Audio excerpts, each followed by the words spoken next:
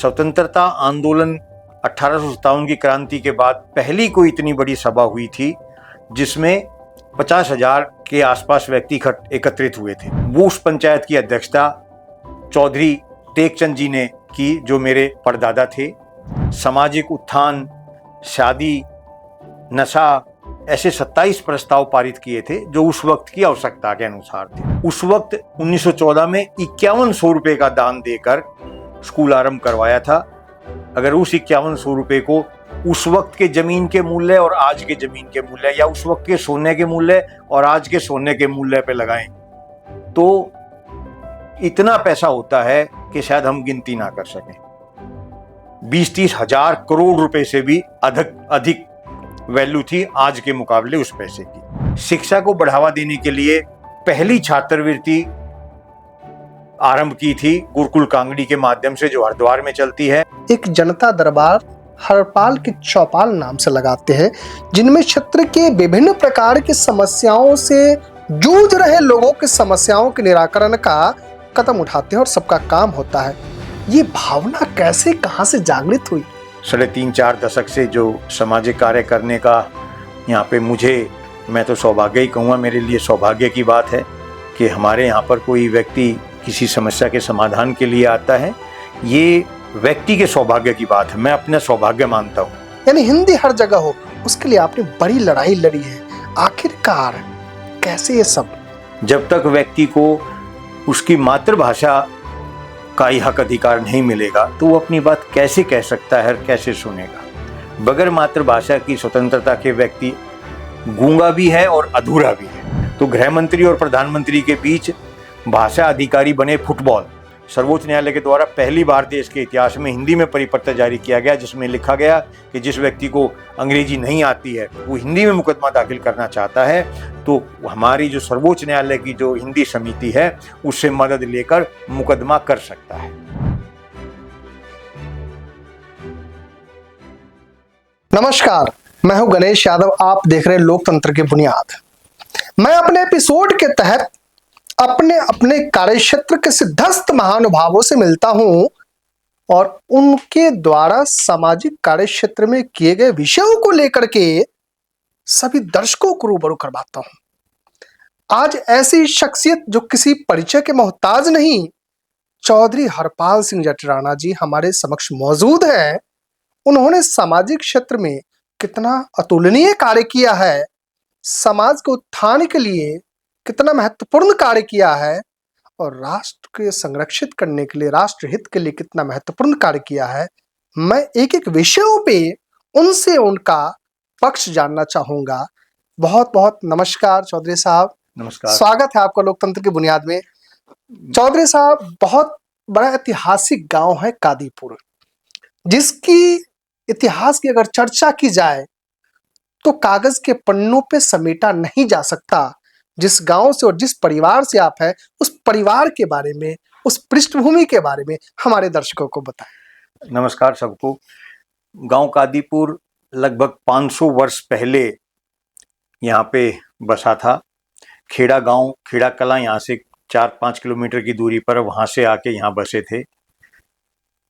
तब से लेकर अब तक कादीपुर के हमारे पूर्वजों ने समाज के लिए कई अच्छे ऐसे कार्य किए हैं, हम भी गौरवान्वित महसूस करते हैं।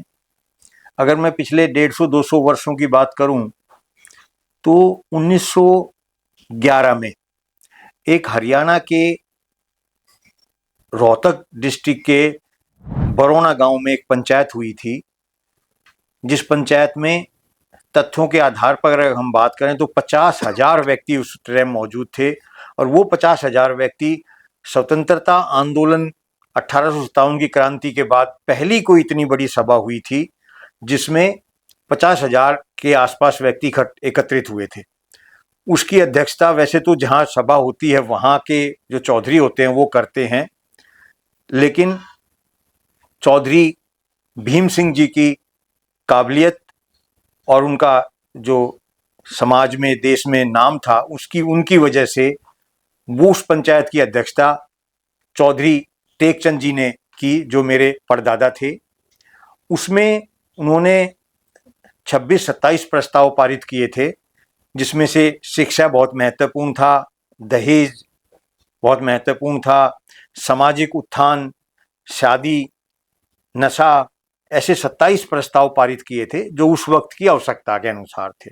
उनमें से बहुत से आज भी आवश्यक हैं वो सभी प्रस्ताव। इसमें उन्होंने खुद शिक्षा को आगे बढ़ाने के लिए 1914 में रोहतक स्कूल में एक स्कूल की स्थापना करवाई। उस वक्त 1914 में 5100 रुपये का दान देकर स्कूल आरंभ करवाया था। अगर उस 5100 रुपये को उस वक्त के जमीन के मूल्य और आज के जमीन के मूल्य, या उस वक्त के सोने के मूल्य और आज के सोने के मूल्य पे लगाएं, तो इतना पैसा होता है कि शायद हम गिनती ना कर सकें। 20-30 हजार करोड़ रुपए से भी अधिक वैल्यू थी आज के मुकाबले उस पैसे की। उसके बाद आर्य समाज को बढ़ाने के लिए, आर्य समाज की शिक्षा को बढ़ाने के लिए मेरे दूसरे दादाजी ने उसी दौरान, यहाँ पे एक बैठक हुई है कादीपुर में 1914 में, जिसकी फोटो भी हमारे पास उपलब्ध है। उस फोटो में 5100 रुपये गुरुकुल कांगड़ी को दान दिए। ये उस टाइम पंजाब, हरियाणा, दिल्ली सब एक ही राज्य होता था, पंजाब, जो कि और पाकिस्तान में भी चला गया। वहाँ की तरफ भी जो पंजाब राज्य बहुत बड़ा राज्य था, पंजाब कहलाता था, पंजाब प्रांत कहलाता था। उसमें शिक्षा को बढ़ावा देने के लिए पहली छात्रवृत्ति आरंभ की थी गुरुकुल कांगड़ी के माध्यम से, जो हरिद्वार में चलती है। उसमें भी 5100 रुपये का दान दिया था, जिससे कि जो छात्र हैं, जो शिक्षा ग्रहण नहीं कर सकते, गरीब बच्चे, उनको छात्रवृत्ति आरंभ की जाए। वो छात्रवृत्ति 20-30 साल पहले तक भी चल रही थी। हमारे पास चिट्ठी भी आती थी 30-40 साल पहले तक कि आप अपना कोई भी बच्चा इसमें निःशुल्क पढ़ने के लिए दाखिल करा सकते हैं। तो ये शिक्षा का जो काम किया गया, समाज का जो किया गया, दहेज विरोध का जो अभियान था उनका, वो भी उस वक्त भी कामयाब रहा होगा, लेकिन वो हमने खुद भी इसके ऊपर प्रयास किया। और मैंने खुद अपनी शादी में कोई दहेज नहीं लिया, अपने दोनों भाइयों की शादी में नहीं लिया, अभी मेरे बेटे की हुई थी उसमें नहीं लिया। और ये एक अभियान भी बना, बहुत ही छोटा अभियान भी कह सकते हैं, 10-5 व्यक्तियों ने ही भले इसको अपनाया हो, इससे भी ज्यादा की कह सकते हैं कि उन्होंने भी कोई दहेज किसी रूप में, ना 1 रुपया, ना एक लकड़ी, ना एक कपड़ा, कुछ नहीं लिया। उस टाइम पशु की जो अच्छी नस्ल पैदा करने की बात थी वो भी दादाजी ने की। आज की उसकी आवश्यकता तो दिल्ली में तो नहीं है, लेकिन हरियाणा में है। ऐसे 27 विषय थे जिन पे काम किया गया था। चौधरी साहब, जिस पारिवारिक पृष्ठभूमि से आप हैं, आपको इन समाज सेवा में ज्यादा रुचि लेने की आवश्यकता नहीं थी, लेकिन इन सब के इतर लोगों की समस्या को देखते हुए आपने अपना जीवन समाज हित के लिए बलिदान कर दिया। और प्रत्येक, एक तो उदाहरण है छोटा सा, प्रत्येक बुधवार को आप अपने कार्यालय में, अपनी हवेली में एक जनता दरबार हरपाल की चौपाल नाम से लगाते हैं, जिनमें क्षेत्र के विभिन्न प्रकार की समस्याओं से जूझ रहे लोगों की समस्याओं के निराकरण का कदम उठाते हैं और सबका काम होता है। ये भावना कैसे, कहां से जागृत हुई? ये भावना मैं पारिवारिक ही कह सकता हूँ।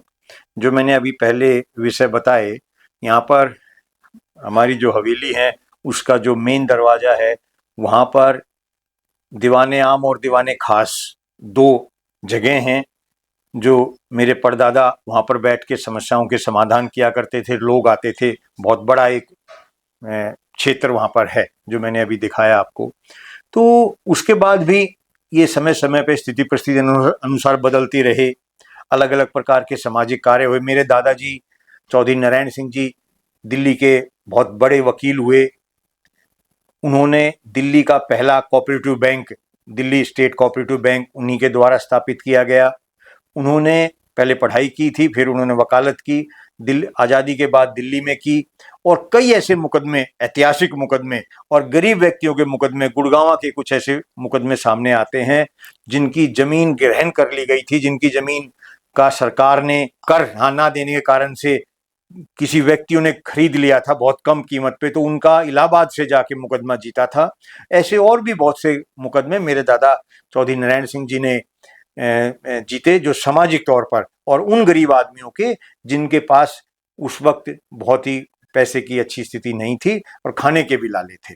और मेरी जहाँ तक बात है कि उन्हीं से मिली ये मुझे, और मैं जब से होश संभाला, जब से कह सकता हूँ मैं, लगभग पिछले 3.5-4 दशक से जो सामाजिक कार्य करने का यहाँ पे मैं तो सौभाग्य ही कहूँगा, मेरे लिए सौभाग्य की बात है कि हमारे यहाँ पर कोई व्यक्ति किसी समस्या के समाधान के लिए आता है।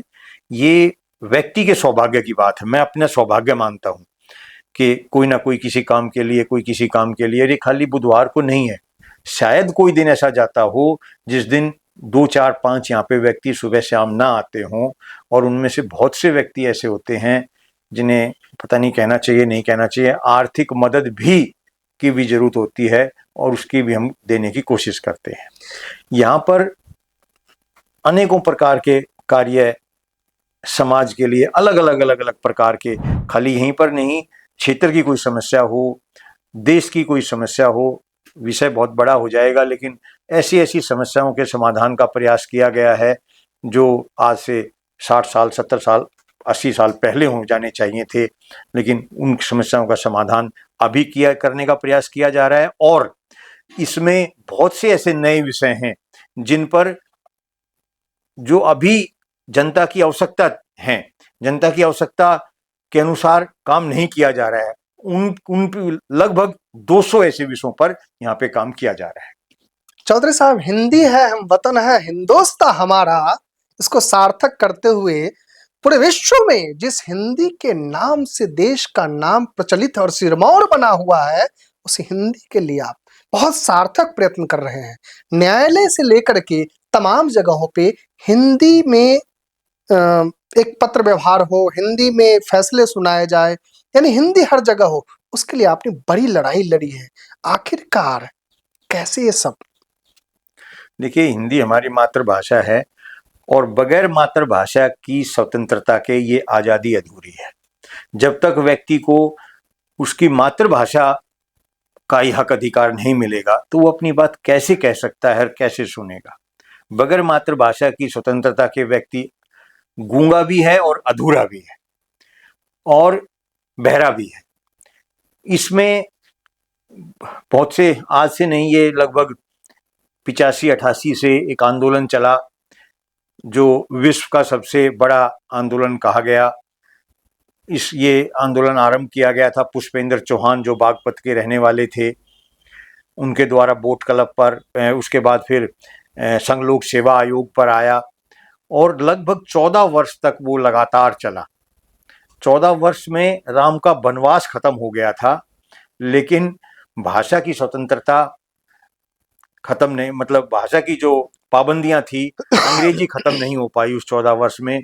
और हमारा धरना महत्वपूर्ण व्यक्ति माननीय अटल बिहारी वाजपेयी जी के प्रधानमंत्री काल में हटाया गया, जिस धरने पर प्रधानमंत्री अटल बिहारी वाजपेयी जी, ज्ञानी जैल सिंह और चंद्रशेखर आजाद, वीपी सिंह, ऐसे 4-5 प्रधानमंत्री और 2 राष्ट्रपति बैठ के अपने बोलने का इंतजार किया करते थे पद मिलने से पहले, और उन्हीं के प्रधानमंत्री कार्यालय में उस धरने को हटाया गया।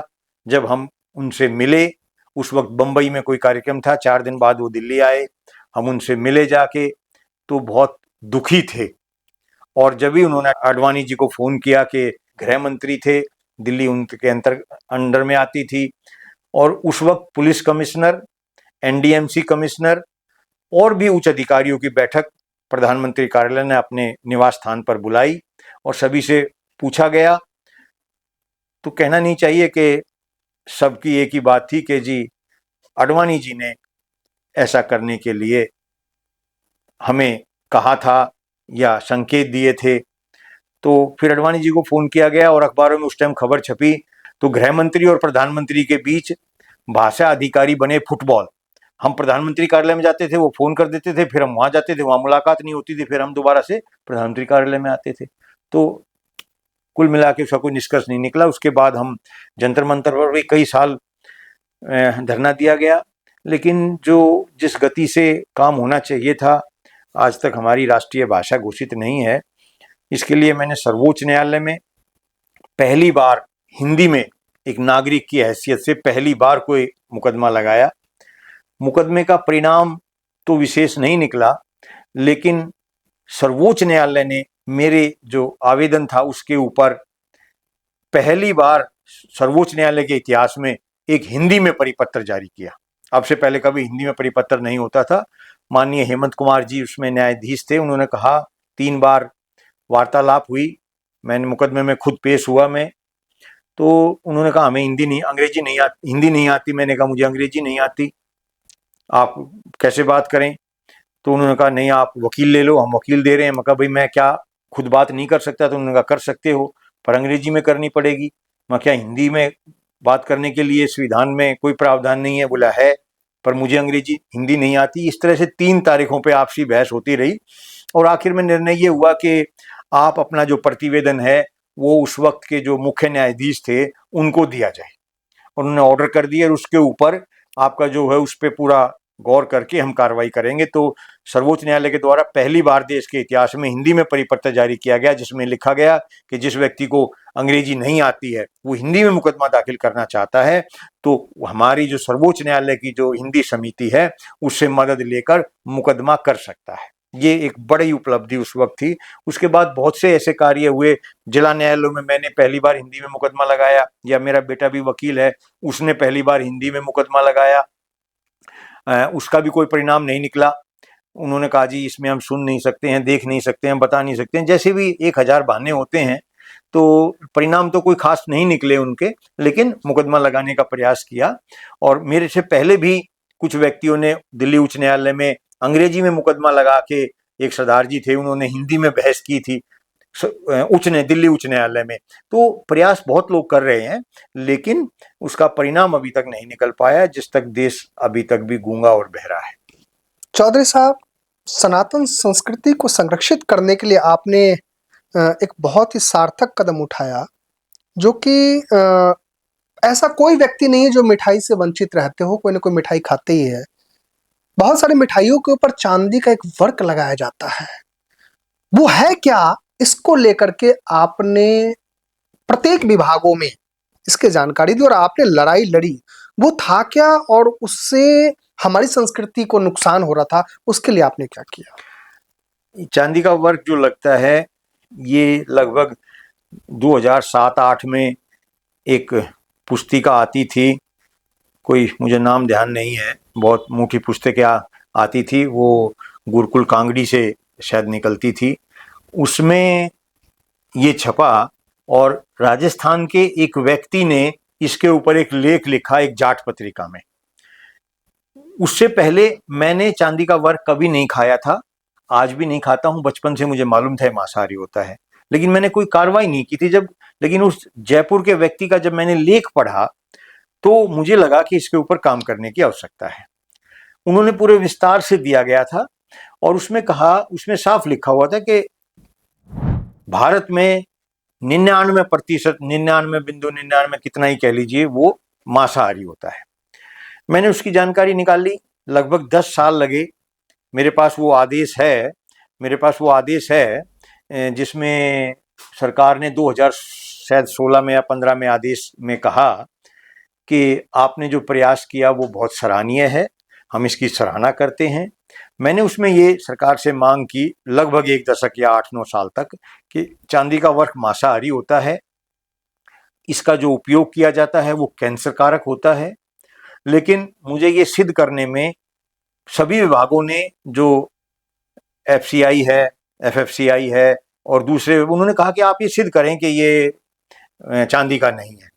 तो सिद्ध तो उनको करना चाहिए था, लेकिन मेरे से करवाया गया, कहा गया। मैंने 4 जगह से, कलकत्ता, एक शायद महाराष्ट्र में बम्बई या नागपुर, पुणे शायद, मेरठ, एक जगह वाराणसी, ऐसे 4-5 जगह से मैंने कुछ जानकारी ली। तो उसमें साफ लिख के आया कि ये जो है मांसाहारी बनाया जा सकता है और देश में बहुत सी जगह पे बनाया भी जा रहा है। ऐसी मेरे पास कुछ जानकारी आई तो मैंने फिर सरकार को दी, तो सरकार ने ये माना और एक नियम बनाया कि इसमें ऐसा हो सकता है। और ये हम नियम बनाते हैं कि चांदी का वर्क 99.99 मतलब 99.9% चांदी होनी चाहिए, ऐसा बनाया जाए। उसके लिए दिल्ली उच्च न्यायालय तक भी गए वो लोग, और बहुत से प्रयास करने के बाद शायद मैं उसको 2019 में लागू कराने में सफल रहा। और उस वक्त के जो व्यापारी थे उनके भी कुछ उनसे वार्तालाप हुई। उन्होंने कहा कि ये इतनी करोड़ की मशीन आएगी, हम कहाँ से लाएंगे, कैसे लगाएंगे, गरीब आदमी हैं, ये है वो है। तो अभी तक तो जो ये बनता था वो मांसाहारी वर्क गाय की आंत में रख के कूटा जाता था, जिससे वो फटे नहीं, टूटे नहीं और लंबा फैल जाए। और ये आज भी बहुत सी वीडियो ऐसी नेट के ऊपर उपलब्ध हैं जो देखिए गाय के मांस से कैसे बनता है मांसाहारी वर्क। तो वो बनाया जाता था। वो सभी मंदिरों में कितनी कितनी मतलब धार्मिक भावना लोगों की आहत हुई होंगी, और अभी भी हो रही हैं। अभी भी जागरूकता की कमी है, अभी भी उस बारे में लोगों को जागरूक नहीं हो रहे हैं, क्योंकि सब कोई भी बहुत कम माध्यमों के माध्यम से ऐसा प्रचार किया जा रहा है। मैं आपको ये धन्यवाद दूंगा कि इस विषय पे आपने एक चर्चा की, क्योंकि लोग छापने के लिए तैयार नहीं है उस विषय को। हमारे 2-4 अखबार में तो छपा, उसके बाद कोई छपा ही नहीं। हम कहीं भेजते हैं तो कोई छाप के तैयार नहीं है। तो मेरा ये कहना है कि आज भी वो हनुमान की मूर्ति के जो प्रतिमा होती है उसके ऊपर लगाया जाता है, बहुत से भगवान जो हैं उनकी प्रतिमा पे लगाया जाता है, उसका उपयोग किया जाता है, शादियों में खूब लगाया जाता है, आज भी उपयोग हो रहा है। और मैं ऐसा आज भी दावा कर सकता हूँ कि 90-95% वो वर्क आज भी मांसाहारी बन रहा है। और ये सनातन जो हमारी पद्धति है इसके बहुत खिलाफ है, और ये धार्मिक भावना के खिलाफ है। और यह जो बनता है ये कैंसर कारक है, कि ये जो बनाया जाता है जिस प्रक्रिया से वो जो है वो कैंसर पैदा करती है, ऐसा सरकार खुद लिख के देती है। चौधरी साहब, आपके जीवन काल में एक ऐसा समय आया कि समाज के संरक्षण, समाज हित के लिए आपको जेल तक जाना पड़ा और आपके ऊपर झूठे मुकदमे हुए। वो क्या था और कैसी ये विडंबना है इस देश की? मेरे लिए तो वो सौभाग्य की बात है कि जेल जाना, स्वतंत्रता से पहले व्यक्ति अपने आप को जेल, जो क्रांतिकारी जाया करते थे वो कहते थे कि हमारा सौभाग्य है कि जेल में जाने का अवसर हमें मिला। मैं भी उस बात से सहमत हूँ, मेरे लिए भी सौभाग्य की बात है।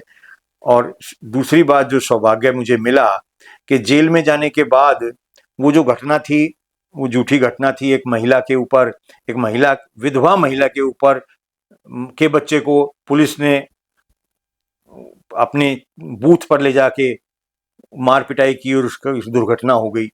वो बूथ पुलिस का मैंने ही खुलवाया था। हमारा यहाँ से 9-10 किलोमीटर दूर थाना होता था। पुलिस वालों ने कहा कि हमें एक ऐसा स्थान दे दिया जाए जहां पर हम बैठ के आपकी सुरक्षा कर सकें, लेकिन वो असुरक्षा का कारण बना। बहुत से लोग मेरे पास आए, ये बात 2006-07 की है, तो कि जी ये तो यहाँ पर लोगों ने उगाही का वो बना लिया पुलिस ने, आप इसको बंद करवाओ। हमने वो, कोई भी काम मैं जब करता हूँ तो समाज से सलाह लेकर और समाज से पूछकर, समाज से विचार विमर्श करके मैं हमेशा से करता रहा हूँ। तो जब वो खोला गया था उस वक्त भी आसपास के गांव की कॉलोनी की बैठक की गई थी, और जब उसको बंद करने की बात आई, जब भी उसकी मीटिंग की जा रही थी, तो पुलिस वालों ने पहले हर एक प्रकार से दबाव प्रभाव सारा जो इस्तेमाल होता है वो किया कि मैं उस पर कार्रवाई ना करूं, क्योंकि एक लड़के की मृत्यु हो चुकी थी। तो उसके बाद मैंने कहा भाई कार्रवाई तो करनी पड़ेगी, बिगड़ बात नहीं है, छोटी बात नहीं है, किसी विधवा महिला का बेटा चला गया और आप कह रहे हैं कार्रवाई ना करें। खैर वो कार्रवाई हुई। पुलिस वालों का हर रोज का काम होता है किसी ना किसी को बचाना, किसी को फंसाना, उनके रोज के तजर्बा होता है। तो हमें वो झूठे मुकदमे में वहां पर उस पुलिस बूथ में हम कुछ दूरी पे मीटिंग कर रहे थे, खुद आग लगा के कुछ लोगों को शाम को दारू वारू पिला के आग लगवा दी। पूरी रिकॉर्डिंग सबके सामने है कि कौन आग लगा रहा है। फोन मैंने किया जब मुझे पता लगा कि यहाँ पे आग लग गई है और आप पुलिस आइए, तो लगभग आधा घंटे 40 मिनट के बाद पुलिस वहां पहुंचती है और आरटीआई में लिख के देती है मुझे कि जाम होने के कारण हम नहीं पहुंच पाए। और आने के बाद जो पूरी रिकॉर्डिंग, पुलिस वहां घूम रही है, कई टीवी वाले मौजूद हैं, सबके सामने होने के बावजूद, और हमें पकड़ लिया। और सब लोग भाग गए थे वहां से, मुझे भी कहा जा रहा था भाग जाओ नहीं तो पुलिस पकड़ लेगी। तो सब लोग चले गए थे, लेकिन मैं खड़ा था वहां पे, मैंने खुद पुलिस को बुलाया था। तो आते ही मुझे पकड़ा और ले गए। यहाँ विरोध काफी हुआ, थाने में भी लोग, बहुत से लोग पहुंचे, तो उसको दिखाने के लिए लोगों ने उनको 13 आदमियों को और पकड़ लिया, और ऐसे ऐसों को भी पकड़ लिया जो यहाँ के थे ही नहीं, जो स्टैंड पे खड़े थे, कहीं से आए थे, कहीं जा रहे थे, कहीं रिश्तेदारी में जा रहे थे। तो पकड़ के बोले जी आप वो कर रहे थे। खैर वो न्यायालय में मुकदमा, जेल में जाने की जो मैं बात बता रहा हूँ उसमें ये रहा कि जेल में जिस बैरक में हम रहते थे उसी में शौचालय होता है, उसी का पानी पीने का मटका होता है, एक बड़ा कमरा होता है। उसी मटके से तो रात को, दिन में हम पानी पीते थे, उसी से रात को लैट्रिन के जंगल के हाथ धोए जाते थे। मैंने जेलर से कहा जी तो बीमारी फैल जाएगी, क्या है ये? कहने लगा आप अपनी जेल बैरक में लागू कर दो, हम पूरी जेल में लागू कर देंगे। उन्होंने मुझे अलग अलग डिब्बे दिए, लाल नीला पीला, 2-3 तरह के। मैंने सबको कहा, कह दिया कि भाई ये लाल डिब्बा लैट्रिन का है, शौच का है, इसमें कोई पानी नहीं पिएगा। नीला डिब्बा पानी पीने का, इसको कोई शौच में नहीं ले जाएगा। तो रात को देखते थे फिर वही डिब्बा ऐसे मिलता था। तो मैंने सुबह फिर 1-2 बार कहा कि भाई ऐसा मत करो, तो वहाँ तो एक से एक खलीफा होते हैं, किसी ने नहीं मानी, मुझे धमका दिया गया। तो खैर उसके बाद उस जेलर ने, मेरे आने के बाद मुझे बताया गया कि हर एक जेल बैरिक में एक वाटर कूलर लगवा दिया गया था। जेलर ने मुझे कहा हमें पता नहीं लगता है समस्या क्या है, लोग मेरे से बताते नहीं है। और 18 लाख रुपए का बजट उस टाइम बताया गया था, जो हर एक उसमें वो लगे थे कूलर, 10-15 कितने लगे, तो वो पानी लगा। ऐसे ही बहुत से, मैं अगर एक दिन और जेल में रह जाता तो देश के इतिहास में पहली बार, मेरी धर्मपत्नी बीमार थी उस वक्त, तो मैं पहला फोन करता जेल से अपने घर पे, आदेश हो गए थे, फिर उसके बाद कोई हरियाणा से किया गया बताते हैं। तो ऐसे बहुत से विषय थे। जो हमें खाना दिया जाता था जेल में, न्यायालय में लाने के बाद, वो पन्नी में तो रोटी दी जाती थी और पन्नी में सब्जी दी जाती थी, और हम बैठ नहीं सकते थे। हमारा जो एक खारजा होता है उसमें इतनी भीड़ हो जाती थी कि हम सीधे खड़े भी नहीं हो सकते थे बिगैर टच हुए। तो खाना कैसे खाएं, पन्नी में सब्जी है, उसको रोटी को कैसे लगाएं, ऐसे करें, तो बहुत परेशानी थी। तो उसका भी नियम बदलवाया, फिर प्लास्टिक की, कागज की, पहले प्लास्टिक की वहाँ देनी शुरू हुई, फिर कागज की पतलें आनी शुरू हुई। हाई कोर्ट की एक कमेटी नियुक्त करवाई मैंने, वो सारे जेलों में जाके उसका उसने निरीक्षण किया, उसने अपनी रिपोर्ट दी। तो ये बहुत सी चीजें थी। एक जो सबसे बड़ी महत्वपूर्ण समस्या थी वो थी, जेल के जो अधिकारी हैं वो खुद कैदी बने हुए थे। वहां पर उन अधिकारियों से, हेड वार्डनों से 15 से 18 घंटे तक की ड्यूटी ली जाती थी। कोई भी अधिकारी, हेड वार्डन सुबह 5 बजे आके जेल खोलता था। अगर कोई कैदी दिल्ली से बाहर चला जाए, बस में चला जाए, वापस नहीं आया, तो वो रात के 8-9 बजे तक जेल में, जेल को बंद नहीं कर सकता था। तो वो बहुत बड़े कैदी थे। उन्होंने किया कि ये आप राणा साहब, इस पे आप जरूर काम करें। तो मैंने आके कई वर्ष उन पे काम किया। कोर्ट में मुकदमा तक लगाना पड़ा, फिर जाके उन जेल के अधिकारियों की 8 घंटे की ड्यूटी नियुक्त हुई थी। उस वक्त ड्यूटी का जो समय था वो सूर्य उदय से लेकर सूर्य अस्त तक लिखा हुआ था, लेकिन सूर्यास्त के बाद भी वो काम लेते थे। तो मेरा ये कहना था कि अंग्रेजों के जमाने के सूर्य उदय सूर्यास्त खत्म हो गया है, अब उनका भी, अंग्रेजों का कभी सूर्यास्त होता ही नहीं था, तो आप तो कर दो कम से कम। तो वो किया गया, 8 घंटे की नियुक्त हुई ड्यूटी। ऐसे और भी बहुत से कार्य, जेल न्यायालय के कुछ ऐसे विशेष विषय बदलवाए गए, जब व्यक्ति, कैदी, मतलब जो व्यक्ति होते हैं जिनका मुकदमा चल रहा होता है, तो उनकी पुलिस के सामने वेरिफिकेशन कराई जाती थी कि कौन, आप पहचानोगे ये वहां पर थे या नहीं थे। लेकिन उससे पहले जब हाजिरी लेते वक्त वही सभी व्यक्ति खड़े होते थे, कहते थे कि मेरा नाम ये है, मेरा नाम ये है, ये है। पुलिस वाले सामने होते थे तो पहचान लेते थे हमें। तो मैंने कहा भाई पुलिस वालों को बाहर भेजो, जब हम अपनी हाजिरी देंगे और फिर इसके बाद हमें पहचानेंगे। अगर पहचान ले तो ठीक है, नहीं तो नहीं। लेकिन वो नहीं मानते थे जज। जो उस वक्त जज से, माननीय न्यायाधीश ने कहा नहीं नहीं ऐसा नहीं होता, यहाँ तो ऐसा ही हो रहा है। लेकिन हमने ऐसा करवाया वहां पर। बहुत सी चीजें थी जो मुझे करने का, वहां जाके देखने का और उसके समाधान करने का मौका मिला। मैं अपना सौभाग्य समझता हूँ। चौधरी साहब, आपके समाज सेवा के क्रम में और भी 2-3 चीजें ऐसी है तो सैकड़ों, जिसकी गिनती करना बहुत मुश्किल है। राजा नाहर सिंह जी की हवेली में जिस प्रकार से आमदनी के लिए जो चीजें चल रही थी, उसको आपने राष्ट्रीय और एक स्वाभिमान की चीजें मान करके वो बंद करवाया। मैं उस चीजों का जिक्र नहीं करना चाहता अपने मुंह से, क्योंकि वो अनैतिक चीजें हैं जिससे समाज जो है ना कहीं ना कहीं गलत दिशा में जाता, उसको आपने बंद करवाया। ऐसे ही एक और 2 चीजें हैं, जो अंडमान निकोबार में लेजर शो होता था, उसको भी आपने, जो टिकट लगता था, उस पे भी आपने अपनी पहल की। और भी बहुत सारे विषय आपके जहन में है, तो ये सब कैसे, क्या? देखिए, ये राजा नाहर सिंह जी के महल में मुझे कहने में कोई शर्म नहीं है कि 2002 में एक शराब का बार खोल दिया जाता है। राजा नाहर सिंह वह क्रांतिकारी थे जो 1857 की क्रांति के उत्तर भारत की सुरक्षा उनके अंतर्गत थी और दिल्ली को 134 दिन तक आजाद करा दिया था। यहाँ 10-20 हजार अंग्रेजों की हत्या की गई थी और यहाँ से उनको भगा दिया गया था। लेकिन एक झूठे षड्यंत्र करके और ये कहकर के अंग्रेज आपसे समझौता करना चाहते हैं, उस वक्त के जो राजा थे उनके साथ आप आइए और अंग्रेजों से समझौता करने के लिए आप आए, और वो झूठा संदेश भिजवाकर और बल्लभगढ़ से उनको यहाँ दिल्ली बुलाया गया और दिल्ली रास्ते में उनको गिरफ्तार करके उनको फांसी दी गई चांदनी चौक पे 1858 9 जनवरी 1858 को। आज तक दिल्ली में उनका कोई स्मारक नहीं है।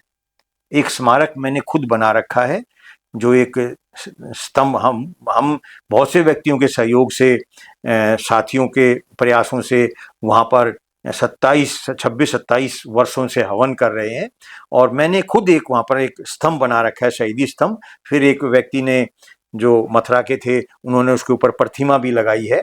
तो वहाँ पर हम हवन करते हैं और मांग कर रहे हैं कि इतने बड़े क्रांतिकारी का दिल्ली में सैकड़ों स्मारक बने हुए हैं, संग्रहालय बने हुए हैं, तो वो बना दीजिए, लेकिन आज तक नहीं बनाया। जहाँ तक बल्लभगढ़ के महल की बात है, वहाँ पर 2002 में हरियाणा सरकार के द्वारा शराब का बार खोल दिया गया। कितनी मतलब गैर कानूनी रूप से, मेरे पास उसके सारे तथ्य हैं। 100 साल से अधिक की जो भी पुरातत्व विभाग की भवन होता है उसमें कोई भी ऐसा व्यवसाय नहीं किया जा सकता, उसको संरक्षित करने की जरूरत है, वो सरकार के अंतर्गत है तो, लेकिन वो उसमें खोल दिया गया। मुझे भी 2000 शायद 12-13 में 14 में पता लगा। मैंने भी प्रयास किया। मैं 3 साल तक वहां पर लगातार लगभग हर महीने की 6 तारीख जो कि उनका जन्मदिन होता था, उनका जन्मदिन भी पहली बार मनाना मैंने ही आरंभ किया था, उससे पहले उनका जन्मदिन मनाया ही नहीं जाता था। इसी प्रकार से महाराजा सूरजमल का 13 फरवरी का जन्मदिन भी पहले कभी मनाया ही नहीं जाता था। इसी तरीके से बटुकेश्वर दत्त जी का जो 20 जुलाई का पुण्यतिथि होती है वो मनाई ही नहीं जाती थी। ऐसे अनेकों क्रांतिकारियों के जीवन जो जिन्होंने देश के लिए बलिदान हुए, जो क्रांतिकारी थे, उनके जन्मदिन मनाया ही नहीं जाता था, किसी की पुण्यतिथि नहीं मनाई जाती थी, भूल गए थे लोग बाग। तो ये कुछ आरंभ किया और वो महल का शराब का बार लगभग 3 महीने तक मैंने वहां पर जाकर हर महीने की 6 तारीख को मैं खुद बैठना शुरू हुआ वहां पर। कई महीने तक अकेला बैठा, फिर 2, 4, 5, 10, 20, 50, 100, 200, 500 आदमी हुए और उनके महल में 2021 में उनके महल में सरकार के विरोध करने के बावजूद पहली बार उनका जन्मदिन मनाना आरंभ किया गया। मैंने वहां आसपास के सभी गांवों में साइकिल यात्रा निकाल ली और साइकिल यात्रा निकालकर लोगों को जागरूक किया और लोगों को कहा कि आइए। इतने लोग आ गए कि सरकार के दरवाजे सरकार बंद नहीं कर पाई। हालांकि उन्होंने मना कर दिया था, पुलिस ने भी मना कर दिया था, लेकिन लोगों की संख्या देखकर वो हमने जबरदस्ती महल में हवन किया और अब वो लगातार चल रहा है। और अब महल में शराब का बार बंद हो गया था, बंद कराया गया और अब वहां पर होटल मोटल बंद कराने की बात चल रही है, जिससे वहां पर एक राजा नाहर सिंह जी का संग्रहालय बनाया जा सके। चौधरी साहब, देश के प्रथम CDS chief of defence staff general Bipin Rawat, जिनको कौन नहीं जानते हैं, देश के लोग तो जानते ही हैं, इसके अलावे देश से बाहर के लोग भी जानते हैं, लेकिन बड़ी विडंबना, उनके गांव तक जाने का मार्ग नहीं, जहां सरकार कहती है कि देश में कोना कोना सड़कों से पार दिया गया और आप वहां तक साइकिल की यात्रा किए।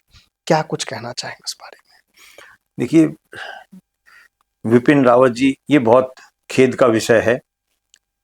विपिन रावत जी जब जीवित थे और सीडीएस थे, उससे भी पहले से वो जब भी देहरादून जाते थे, ऐसे अखबारों भरे पड़े हैं, वो मांग करते थे वहाँ के मुख्यमंत्रियों से, सरकार से, कि मेरी इच्छा है, मैं देश के बड़े से बड़े जहाज में, तेज चलने वाले जहाज में बैठ चुका हूँ, रॉकेट में बैठ चुका हूँ, लेकिन मैं अपने गाँव में गाड़ी में बैठ के आना चाहता हूँ। लेकिन उसके वो अपने जीते जी अपनी गाड़ी में बैठ के नहीं जा, गाँव में नहीं जा सके। उनके देहांत के कुछ दिन के बाद ही मैंने 8 तारीख को, 8 दिसंबर को उनका देहांत हुआ था, स्वर्गवास हुआ था दुर्घटना में, हेलीकॉप्टर में। और मेरे पास जो पत्र है मिलता है वो 29 तारीख का मिलता है, मतलब दिसंबर का ही पत्र मिलता है। तो मैं जब से उस पर कार्रवाई शुरू की और 2022 में हम वहाँ पर हर घर तिरंगा अभियान जो कि हमने उनके घर पे जाके उनके परिवार को तिरंगे लगाए। यहाँ से कुछ कारगिल के विजेता और दूसरे हमारे साथ सेना के बड़े अधिकारी कर्नल रामहीर जी और दूसरे कारगिल विजेता सतबीर सिंह जी और बहुत से व्यक्तियों के साथ हम यात्रा लेके गए और सरकार से मांग की थी कि जब तक हम आएंगे यहाँ पर 13 अगस्त को, उससे पहले यहाँ पर कच्चा रोड पहुंच जाना चाहिए।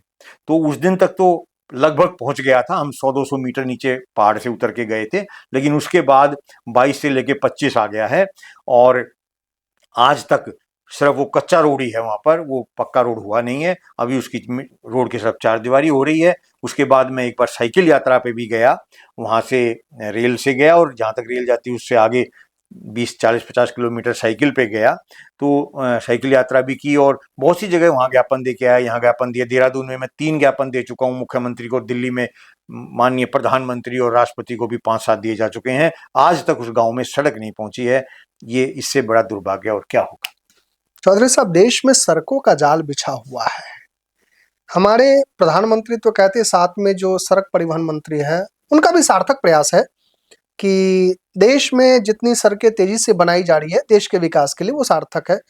लेकिन एक बड़ी समस्या है, अगर 1 साल पहले कोई सड़क बनी और संबंधित विभाग की दूसरी सड़क बन रही है तो आपस में कनेक्टेड नहीं है, जिससे बड़ी असुविधा उत्पन्न होती है, जिसको आपने भी बड़ा झेला है और बाकी देश के बहुत नागरिक झेल रहे हैं। इसको कैसे देखते हैं? इसमें जो दिल्ली से आगरा एक सड़क लगभग 15-20 साल पहले बनी थी, उसका नाम मुझे ध्यान यमुना नहीं, एक्सप्रेस यमुना एक्सप्रेस वे, और हमारे यहाँ से दिल्ली के चारों तरफ एक रोड बन रहा है, बन चुका है, वो भी लगभग 8-7 साल पहले बना था, KMP। उसका प्रधानमंत्री ने शायद शुभारंभ भी किया होगा। तो उन दोनों को आपस में जोड़ा नहीं गया। ये मैं 4-5 साल पहले जब वो बना KMP, उसके बाद मैं जब वहां से गुजरा तो मैंने देखा कि एक ड्राइवर को, वाहन चालक को 18-20 किलोमीटर ज्यादा घूम के आके उसके ऊपर चढ़ा जा रहा था। जो आगरा से इधर आ रहा है या इधर से उधर जा रहा है, दोनों को जोड़ने के लिए, जो कि सिर्फ ऊपर नीचे से उसका ज्वाइंट होना चाहिए था, जो कि 1 किलोमीटर भी नहीं होगा, कुछ मीटर का ही होगा, लेकिन 18 से 20 किलोमीटर जब वाहन चालक को ज्यादा वाहन चलाकर उस पर चढ़ना पड़ रहा था, उतरना पड़ रहा था। ये कितने बड़ी लापरवाही कही जा सकती है। और नितिन गडकरी जो सड़कों के जाल के, जैसे आपने कहा कि सड़कों के जाल बिछाने में माहिर हैं, बिल्कुल मैं मानता हूं, उन्होंने देश में जितना सड़कों का जाल बिछाया, विकास किया है, ये अब से पहले तो किया ही नहीं गया था। वो एक बहुत बड़ी क्रांति भी कही जा सकती है। लेकिन ऐसी जानकारी उनके सामने नहीं आई, उन्होंने नहीं देखी या उनके अधिकारियों ने नहीं देखी, ये बहुत बड़ी लापरवाही है। आज के टाइम में अधिकारियों की पिछले 78 वर्षों में ना तो किसी राजनेता की, ना किसी अधिकारी की जिम्मेदारी, जवाबदेही सुनिश्चित ही नहीं है। दिल्ली के मुख्यमंत्री कार्यालय की शीला दीक्षित की मेरे प्रयासों से ही की गई थी, उन्होंने लिख के दिया था कि ये पहले मना कर रहे थे, पर प्रधानमंत्री कार्यालय में भी पहले मना किया गया और फिर उन्होंने मुझे लिख के दिया कि हाँ ये जिम्मेदारी हमने निश्चित की है। लेकिन इसके अलावा आज तक किसी अधिकारी कर्मचारी की जिम्मेदारी, जवाबदेही तय नहीं है। CCS जो रूल बने हुए हैं उसमें लिखा हुआ है कि उच्च अधिकारियों का आदेश मानेगा, जो निर्वाचित प्रतिनिधि या मंत्री ने उनका आदेश मानेगा, ये करेगा वो करेगा, कोई जिम्मेदारी नहीं है, सिर्फ ऊपर से नीचे की बात टालने वाली बात है। तो उस रोड को नहीं जोड़ा गया था, जो कि मेरे 4-5 साल के प्रयास के बाद मुझे लिखित में बार बार अनेकों बहाने बनाए गए, जमीन अधिकृत नहीं है, ये बात है, दूसरे नीचे वाले रोड की जिम्मेदारी थी, अनेकों बार बहाने। सरकार के पास 1 लाख बहाने होते हैं काम ना करने के, 1 लाख रोज का काम होता है उनका। लेकिन अभी वो मेरे को लिख के आ गया है कि सारी कागजी कार्रवाई पूरी हो गई है, कोर्ट से हम जीत गए हैं और अब हम इसको बनाएंगे। अगर उस वक्त बना दिया जाता तो 10,000 करोड़ रुपए शायद कम लगते, और उसमें अब जमीन बहुत महंगी खरीदी गई है, उसको बनाया जाएगा, 10,000 करोड़ रुपए बच सकते थे उस वक्त बनाने पे, जो कि अभी लगे हैं। देश के विभिन्न राज्यों में यात्रा करते वहां की संस्कृति से रूबरू होते हैं। हाल ही में कुछ दिन पूर्व जब आपका असम और सीमावर्ती इलाका अरुणाचल की यात्रा थी, वहां एक नई चीज देखने को मिली। उस छोटी सी कमियां, मैं इसको मानता हूं, सरकार की लापरवाही के कारण, जो वर्षों से, दशकों से होती आ रही है, जिसके कारण काफी लोग घटना के शिकार भी होते। वो क्या चीजें थी?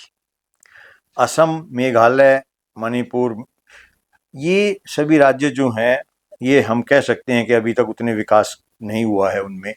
लेकिन जो बहुत बड़ी लापरवाही कही जा सकती है ये असम और मेघालय, दो राज्यों की जो सीमा है वो एक रोड के बीच का डिवाइडर, फुटपाथ जिसको बोलते हैं, वो है।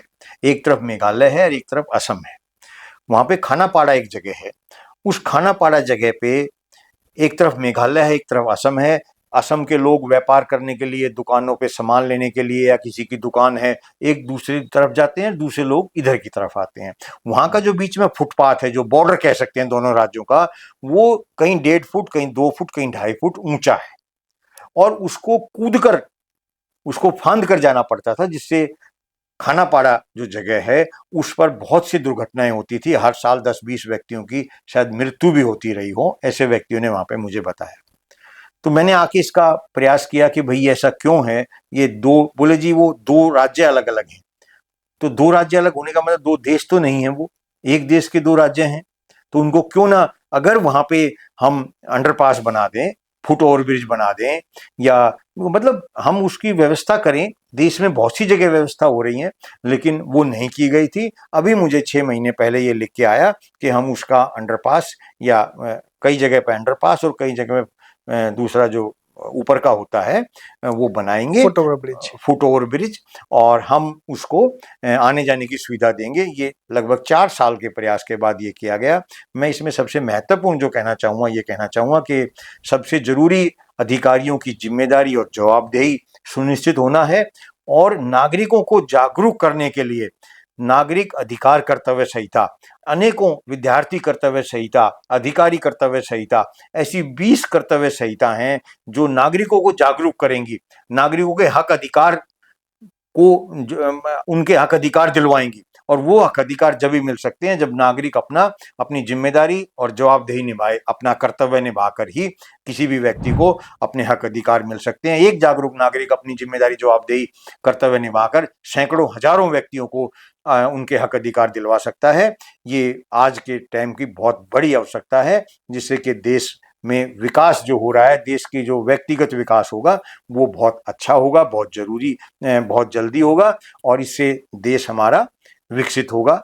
चौधरी साहब, मैं बहुत जगह इंटरव्यू कर चुका हूँ। प्रत्येक महलों में अलग अलग चित्र लगी होती है, अलग अलग कलाकृतियां बनी होती, लेकिन आपके इस महल में मैं उन महापुरुषों की तस्वीर देख रहा हूं जिनको लोग कहीं ना कहीं धीरे धीरे भूलते जा रहे हैं।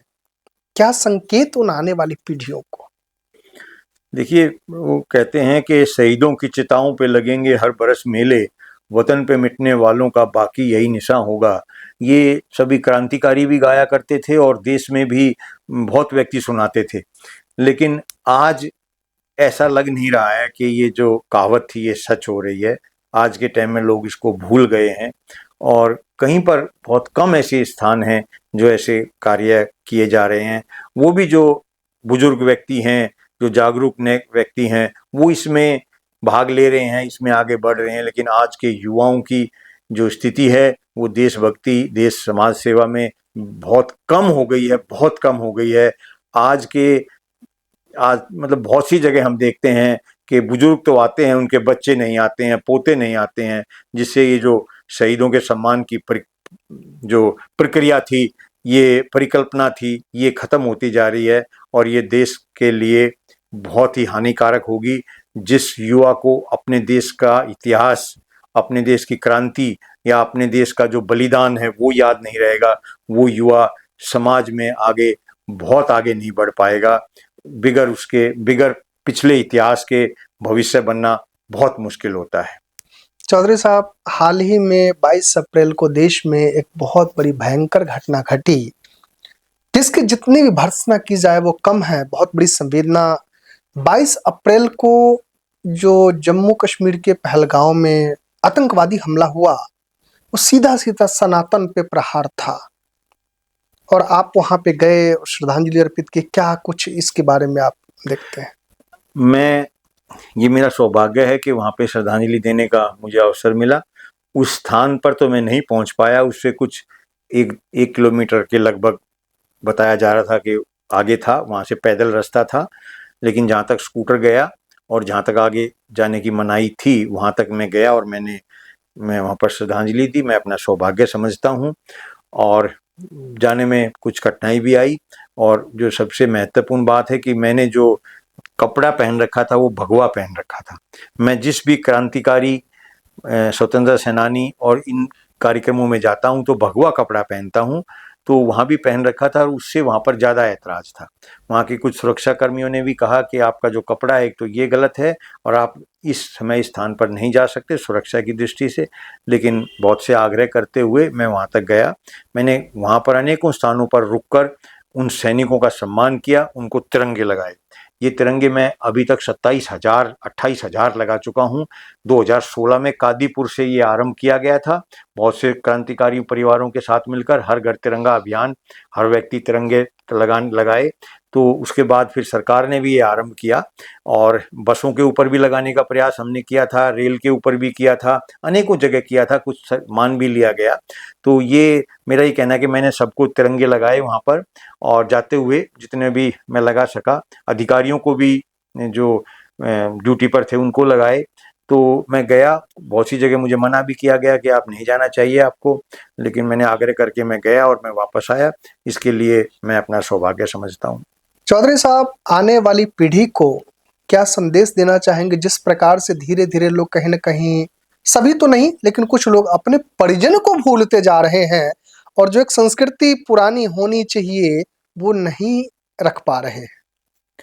मैं तो इसमें यही कहूँगा कि जो व्यक्ति, जो युवा अपने इतिहास को भूल जाता है, वो अपने हक अधिकारों के प्रति, अपने कर्तव्य के प्रति पूर्ण रूप से जिम्मेदारी नहीं निभा सकता और उनको उनके हक अधिकार उनके जो हैं वो नहीं मिल पाते हैं, जिसके कारण से वो व्यक्ति या युवा भविष्य में कामयाब होने में उसको बहुत बड़ी कठिनाई आती है। इसलिए अपने इतिहास को पढ़ना चाहिए, अपने इतिहास को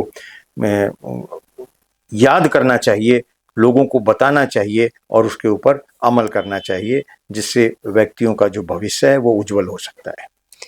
हमारे साथ थे चौधरी हरपाल सिंह जटराना जी, जिन्होंने देश हित के लिए, समाज हित के लिए, संस्कृति को संरक्षित करने के लिए बहुत सारे प्रयत्न किए और बहुत सारे प्रयत्न को सरकार ने स्वीकारा भी, न्यायालय ने स्वीकारा भी।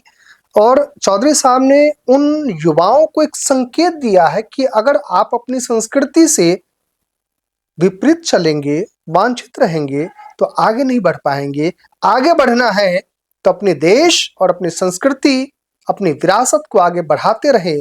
चौधरी साहब हमारे द्वारा पूछे गए प्रत्येक प्रश्नों का बड़ी बेबाकी से जवाब दिया, बड़ी साफगोई से उन्होंने जवाब दिया और उन्होंने अपने शब्दावली से उन लोगों को संकेत दिया कि अगर देश है तो हम हैं, देश सुरक्षित है तो हम सुरक्षित है। उन सैनिकों का सम्मान करें, उन स्वतंत्रता सेनानियों को अपने दिल में बसाएं जिनकी वजह से आज हम स्वतंत्र हैं। इसी तरह बने रहे हमारे साथ, देखते रहे लोकतंत्र की बुनियाद। बहुत बहुत नमस्कार चौधरी साहब। हमसे जुड़े रहने के लिए हमारे YouTube चैनल को सब्सक्राइब करें और नई वीडियो की नोटिफिकेशन के लिए बेल आइकॉन को दबाएं।